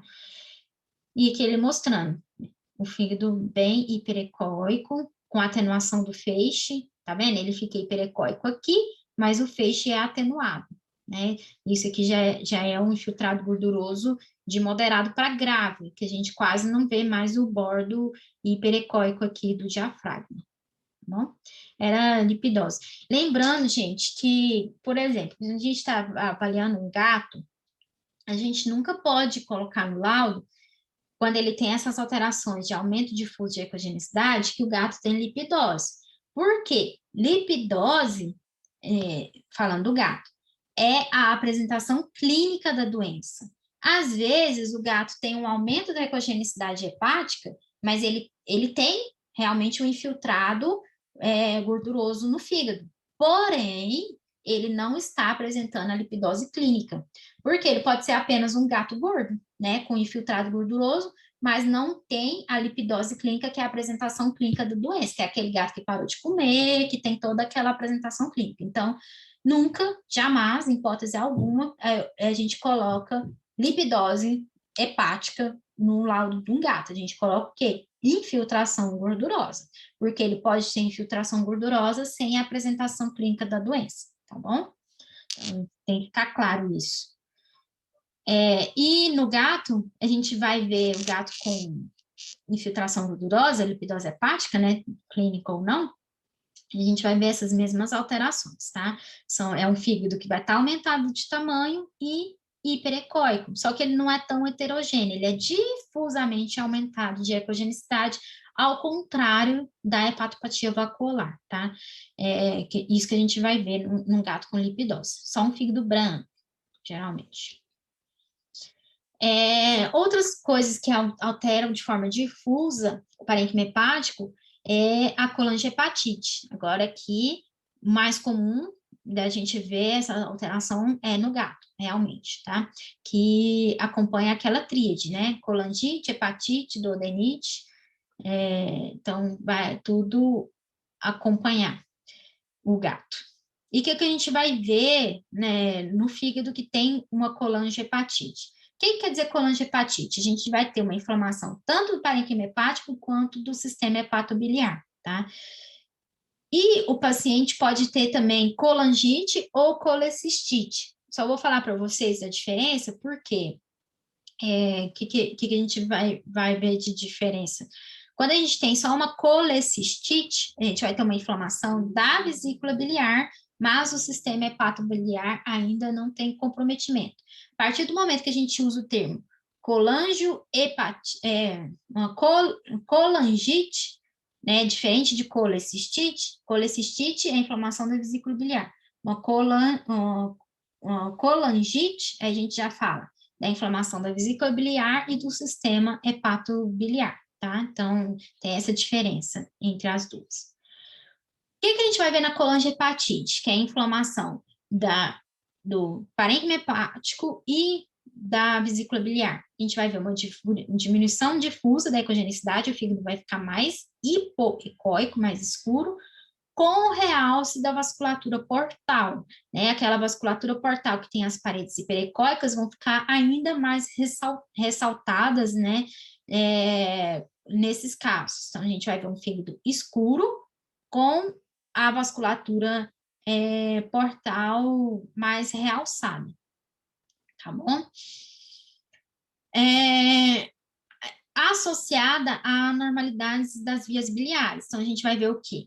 Sedimento na vesícula biliar, pode ter colelitíases, né, cálculos biliares e espessamento da parede da vesícula biliar. Então, a gente vai ter alteração tanto do parênquima hepático quanto do sistema hepatobiliar, e é mais comum em gatos.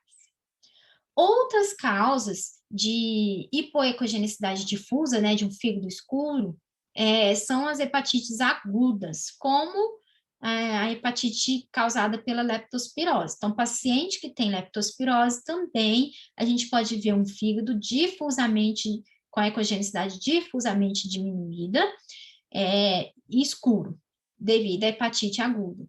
Outras causas também de hepatite aguda, né, que é o caso da leptospirose também, que é causado por toxemia, né, são as hepatites tóxicas. Uma doença que causa muita hepatite tóxica e que é muito comum na clínica de pequenos animais é a piometra.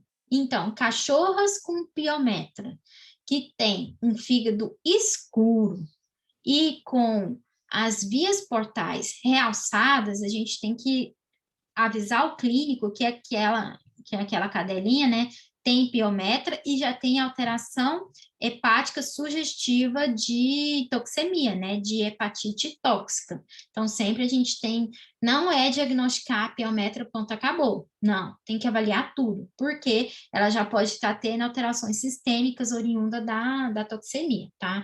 E uma dessas alterações é a hepatite tóxica ou aguda. Então, o que a gente vai ver na colangiopatite, né? A gente vai ver um fígado com aumento de suas dimensões, né? Vai ficar com os bordos mais arredondados, com a redução de sua ecogenicidade, fazendo com que as veias portas, né, vão ficar com a sua parede ainda mais hiperecóica, porque o parênquima está mais escuro, mais hipoecóico. A gente pode ver também presença de sedimento nas vias biliares. A gente não vê via biliar, lembra? A partir do momento que a gente começa a ver esses pontinhos hiperecóicos e lineares assim, a gente pode suspeitar de que tem sedimento nas vias biliares, tá? E isso é bem comum na colangiopatite. E no caso do gato, é mais comum ainda a gente ver conteúdo com presença de sedimento na vesícula biliar e dilatação aqui do ducto biliar comum, tá? No gato é comum a gente ver o ducto biliar comum, mas ele tem que medir no máximo 0,4 centímetros. A partir do momento que ele ultrapassa 0,4 centímetros, a gente sugere que tem dilatação de ducto biliar. E essa dilatação pode ser por inflamação, pela colangiopatite. Mostrando mais uma vez como que a gente vai ter esse aspecto, a gente vai ver o que é um fígado escuro com realce da vasculatura portal, geralmente acompanhando as doenças hepáticas agudas, né, colangiopatite ou hepatite tóxica aguda, né, fígado escuro com a vasculatura portal bem realçada, né, isso aqui é tudo vasculatura portal. E aqui, mais uma vez, o fígado escuro e passando o estômago, né, então tem hepatomegalia junto, com realce aqui da vasculatura portal, que acompanha geralmente as hepatite agudas ou colangiopatite.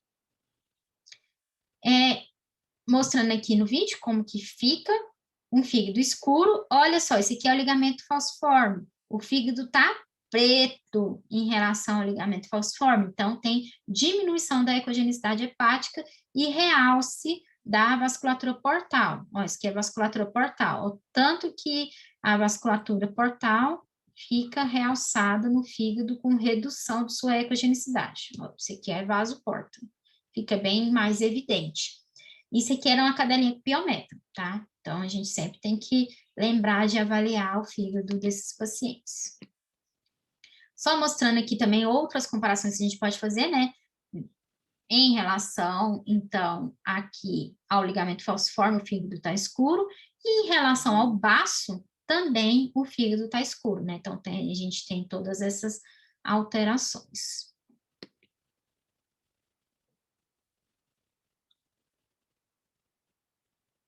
Só mostrando no vídeo como que a gente vai ver, fígado com ecogenicidade difusamente reduzida, isso é gato, né? Vamos voltar aqui.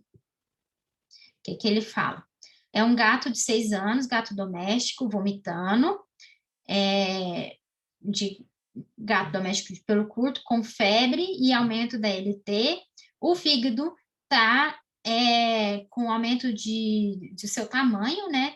Mas ele até fala que ele achou a ecogenicidade normal. Pode acontecer também? Pode. Às vezes a gente vai ter um gato com parênquima hepático relativamente normal, mas a gente vai ver o quê? Um fígado grande e vai ver uma vesícula biliar com conteúdo. Aí a gente já pensa em colangiopatite no gato, tá? Sedimento biliar no gato não é normal. A partir do momento que a gente tem um fígado grande com conteúdo na vesícula biliar, a gente já pode pensar em colangiopatite, tá bom? Aí aqui, então, a vesícula biliar com conteúdo, ó, bastante sedimento biliar.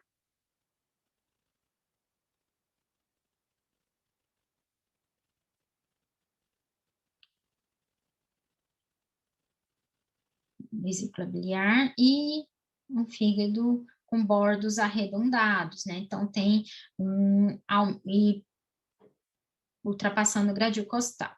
Aqui é outro gato siamês de 8 meses, com peritonite infecciosa felina, confirmada na necrópsia. O fígado está difusamente hipoicóico, né, escuro, com a marcação das paredes dos ramos portais, né, então realce da vasculatura portal, e eles confirmaram, então, uma colangiopatite piogranulomatosa. Então, o gato tinha PIF com uma colangiopatite piogranulomatosa oriunda dessa PIF, né? Então, a gente tem aqui também efusão.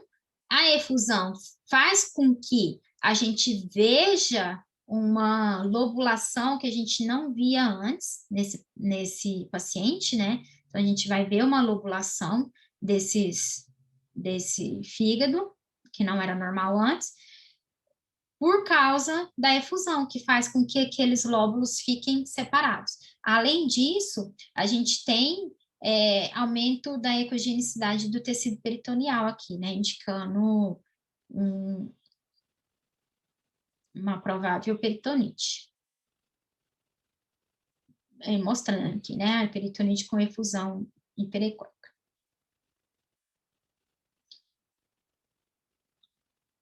Aqui, uma gata doméstica castrada de 7 anos, apresentando anorexia, letargia e vômito. E a gente tem essas alterações hepáticas. Uma vesícula biliar com conteúdo irregular, tá vendo que a parede está toda irregular, né? Então, tem uma vesícula biliar totalmente alterada, com a parede espessada, um conteúdo ecogênico no seu lúmen, né? Então, tem alteração da vesícula biliar.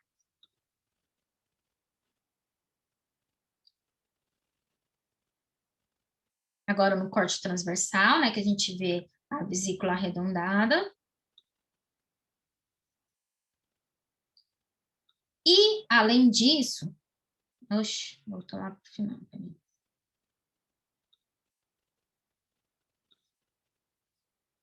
E, além disso, ele vai mostrar para vocês que essa gatinha tem também uma... Aqui. Quando a gente começa a ver essas estruturas tubulares aqui nos gatos, na região portal, a gente vai suspeitar de obstrução extrahepática, né, dos ductos extrahepáticos e do ducto biliar comum, né, a gente vê um aumento, uma dilatação dos ductos biliares e um espessamento da parede, tá, e o lúmen está dilatado além dos 4 milímetros, que é o normal, ou 0,4 centímetros.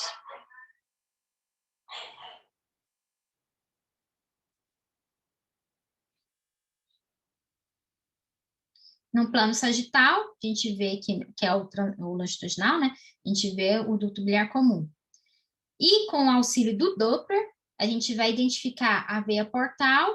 E o que eu falei para vocês? Que o ducto biliar comum passa dorsal aqui a veia portal. Então, a gente vê a veia portal e o ducto biliar comum dilatado aqui com o auxílio do Doppler, mostrando, então, que é dilatação realmente de ducto biliar. Ducto biliar comum, veia porta, aqui. Ó, o ducto biliar comum.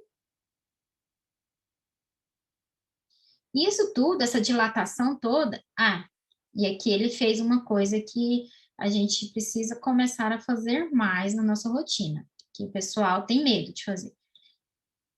Isso aqui é uma agulha, gente. Ele pegou, então, tem todas essas alterações, aí o que ele fez? Pegou e fez uma colocistocentese. O que é isso? Ele pegou a agulha e colocou dentro da vesícula biliar e coletou, então, o conteúdo da vesícula biliar e fez cultura. E a cultura veio positiva para essa bactéria aqui, Bacteroides fragilis e Streptococcus, né? Que aí pode fazer cultura, pode fazer antibiograma para entrar com um tratamento mais adequado para essa colangiopatite, né? Então, mostrando lá a drenagem, então, do conteúdo. Certo? Gente, eu vou parar só um pouquinho para eu ir ao banheiro, vou interromper aqui. Aí eu volto em 5 minutos, tá? Vou interromper a gravação.